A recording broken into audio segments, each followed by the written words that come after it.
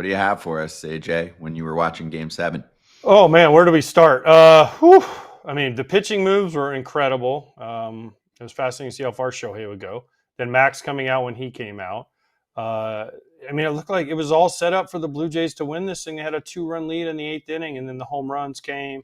The Max Muncy, and then the next one with Miguel Rojas off of Hoffman, which wasn't a bad pitch. Now the one the Beaver threw to Will Smith was a hanger, but the other ones are great.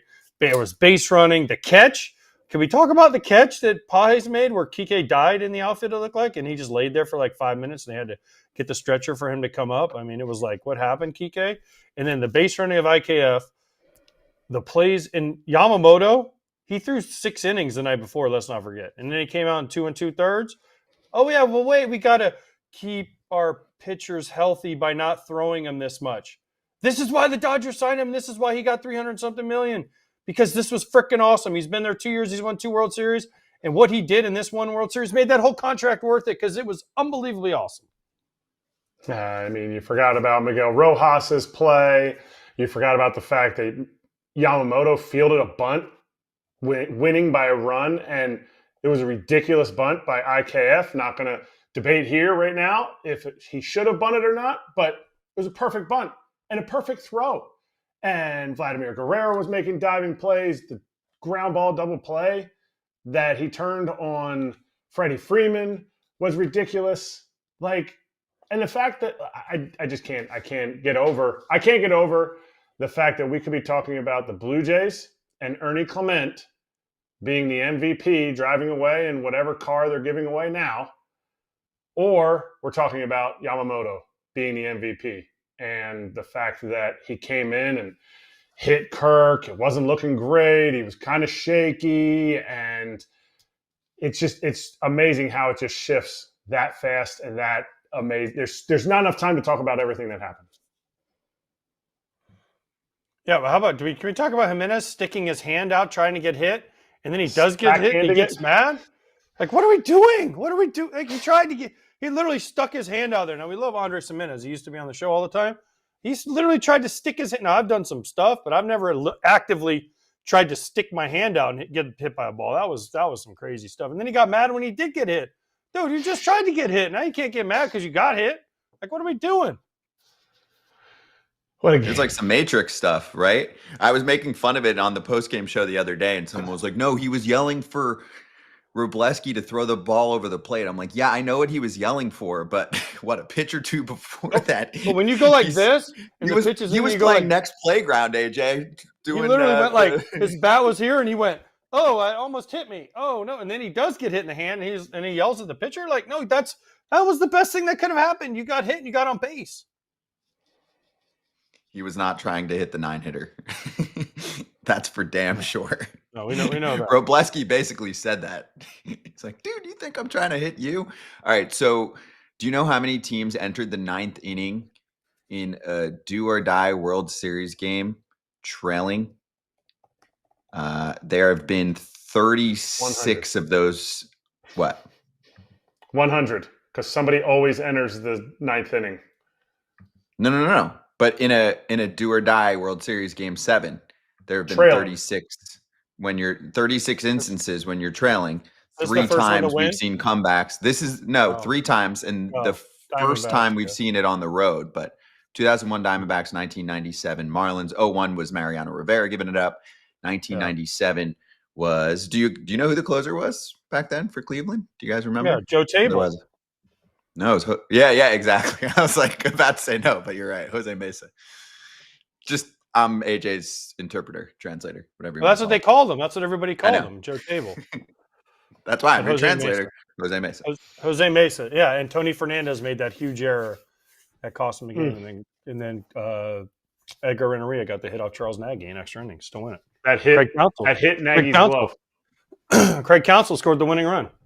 FT fam, if you want more information about Superpower, I have real-life customer Erik Kratz with us right now to explain how you're basically getting the pro experience available for everyone.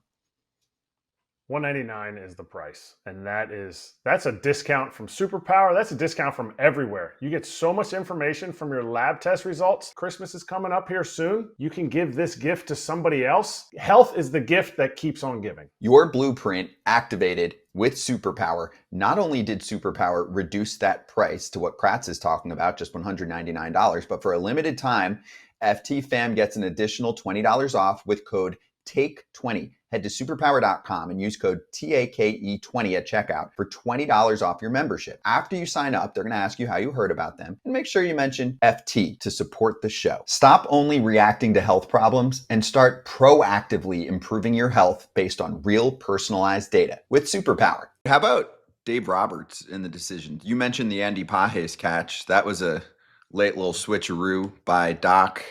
Of course, Yamamoto made certain parts easy because Doc after game 6 was like, yeah, everyone but Yamamoto. And Yamamoto was like, excuse me, sir, I would like a word. I actually am available to keep this thing running. But he made a number of great decisions over the course of the series, and especially late here. None bigger than clicking Miguel Rojas into the lineup for the last couple games. But this is a Hall of Fame manager who has a ton of experience, and he's been getting the job done, AJ. He's good. He's going to the Hall of Fame. He should go to the Hall of Fame. And everyone can say, remember 2020, it doesn't count because it was short. Well, now he's won back-to-back. This is his third World Series title. He's got one of the best, I think he might have the best winning percentage of all time for any manager. So he's going to the Hall of Fame. So people can get off Doc and Dave Roberts and say, this and that. But this dude's going to the Hall of Fame as a manager. He's a great guy. He's a great manager. And he made all the right moves through from the 18-inning game to the last 2, 6 and 7, going to Toronto down, the moves with the way he handled the pitching, the way he brought guys in, the way he used guys, didn't use guys. This was a master class by him, and he deserves a lot of credit for what he did. Based on how Yamamoto looked, if the Dodgers lose, is he to blame? Yamamoto? No. Roberts. Dave Roberts. For what? Dave Roberts. For bringing him in the first batter he hits Kirk. Why would you bring in him? You know what I'm saying? Like, if you're talking about does he get blame if the Dodgers lost?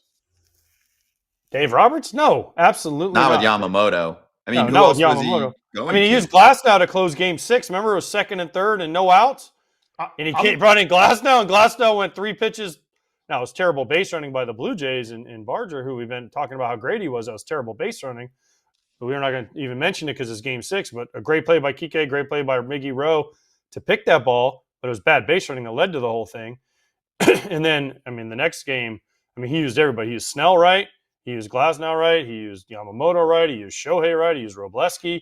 This dude just crushed it. And this was the guy who was their best reliever for most of the year, and that's Vesia, who was out for personal reasons. So I think Dave Roberts did everything right when he put Pages in for defensive replacement in that game, and he made that catch to save it.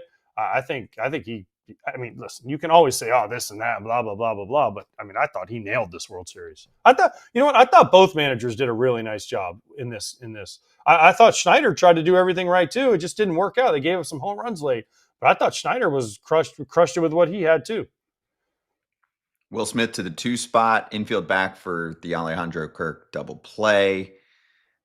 There's just a lot that you look at and you're like, well played, well done. These guys knew what they were doing. And lastly, Kershaw gets to win on his way out. Mookie Betts has won 4 of the last 8 World Series titles. You have the players from Japan who shined, of course, Ohtani, Yamamoto. And I know not as much of a factor the last couple weeks, but look at what he did in the beginning of the postseason. Roki Sasaki emerging as their closer to save the day. So it was just super cool. So many storylines.